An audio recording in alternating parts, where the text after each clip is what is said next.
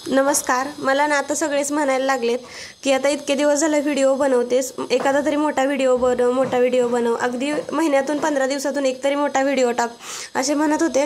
म्हणून मी म्हटलं की आता मोठा व्हिडिओ बनवायला सुरुवात करायची. तर डीमार्टला जायचं होतं. त्या दिवशी म्हटलं की आता व्हिडिओ बनवू. एडिटिंगमध्ये मला इतकं काही जमत नाही, जसं जमल तसं मी केलेलं आहे. तर डीमार्टला जायचं होतं आणि आधी काही डीमार्टला जायला वेळच भेटत नव्हता.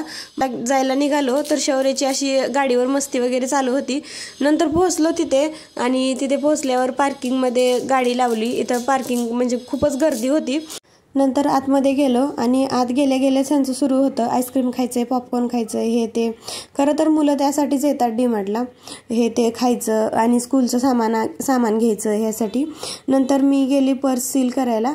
पर्स वगैरे मी सील करून घेतली. तोपर्यंत शौर्याचे पप्पा गेले. त्यांनी ट्रॉली घेऊन किराणा घ्यायला सुरुवात केली होती. नंतर आम्ही किराणा घ्यायला सुरुवात केली. किराणा इथं आम्हाला घ्यायचा होता. तसं तर दिवाळीतला किराणा खूप शिल्लक होता, पण जसं की रवा, खोबरं, मैदा, हे ते ड्रायफ्रूट्स वगैरे हे ते शिल्लक होतं. पण ज्या वस्तू आपल्याला डेली यूजमध्ये लागतात, जसं की साबणा, डाळी, ह्या वस्तू आम्ही दिवाळीत नव्हत्या घेतल्या, म्हणून जावं लागलं. आणि मग बाकी राहिलेलं सगळं सामान घेतलं. आणि शेंगदाणे वगैरे, साखर होती आमच्याकडे दिवाळीतली शिल्लक होती, त्यामुळे साखर वगैरे घ्यायला नाही लागली. ज्या काही वस्तू होत्या त्या घेतल्या आणि नंतर मग इकडं तिकडं काय बघायचं माझं चालू असतं. आणि नंतर सगळं सामान घेऊन झालं. मुलं पण त्यांचं काय स्कूलचं सामान वगैरे घेत असतात. शौर्यानंतर हा टिफिन घेतला, पण मी त्याला घेऊ नाही दिला, कारण त्याच्या स्कूलमध्ये ना प्लास्टिक अलाउड नाही आहे. प्लास्टिकची बॉटल पण नाही आणि टिफिन बॉक्स पण चालत नाही त्याला प्लास्टिकचा. मग मी तो त्याला घेऊ नाही दिला. मग स्वराज बाकी वस्तू पण त्याने घेतल्या होत्या, जसं की त्याच्या ठरलेल्याच असतात. दर महिन्याला तो पेन्सिलचा एक बॉक्स घेतो आणि क्रेयॉनचा बॉक्स, इरेझर, शॉर्पनर ह्या वस्तू आणतो आणि महिनाभर त्या वस्तू टिकत पण नाही आणि नंतर दरवेळेस त्याला घेऊन यायच्या असतात. नंतर मग आम्ही आलो खाली ट्रॉली घेऊन आणि नंतर मग घरी यायला निघालो. घरी आलो आणि घरी येऊन मला स्वयंपाक पण करायचा होता. तर घरी यायला उशीर झाला, 7 वाजले होते यायला.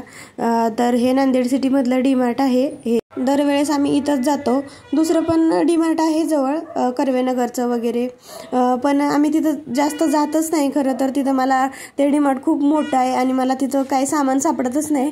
आणि इथं कसं आता आम्ही 2 ते 3 वर्ष झालं जसं आम्ही इथं राहायला आलो ना, तसं ह्याच डीमार्टला जातो. त्यामुळं इथलं सगळं सामान, जसं कुठलं सामान कुठं ठेवलं आहे हे अगदी पाठच झालं आहे, त्यामुळं सगळं लवकर सापडतं. नंतर घरी आलं की मुलं पहिले तर सगळं सामान खाली ओततात, सगळ्या पिशव्या खाली ओततात आणि त्यामध्ये त्यांचं काय काय सामान आहे ते काढून घेतात आणि मग बाकीचं पडतं तसंच. मला बाकीचं सगळं सामान आवरावं लागतं घरी आल्यावर.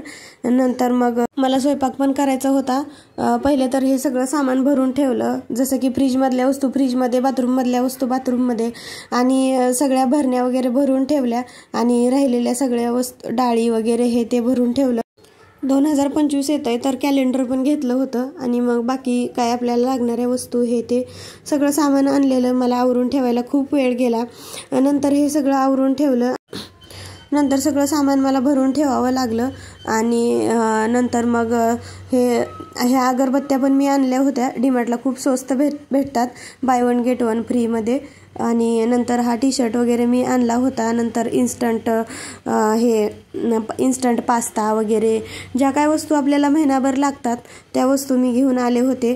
नंतर ह्या पिशव्या आहेत ना, ह्या 4 पिशव्या जवळजवळ झालं 2 वर्ष झाले आमच्या ह्या डीमार्टच्या पिशव्या आहेत. बाजार करून आणलं की मी ह्या पिशव्या अशा बांधून ठेवत असते. नंतर मग पुढच्या महिन्यात किराणा आणताना उपयोगी पडतात आणि शोधाव्या पण नाही लागत.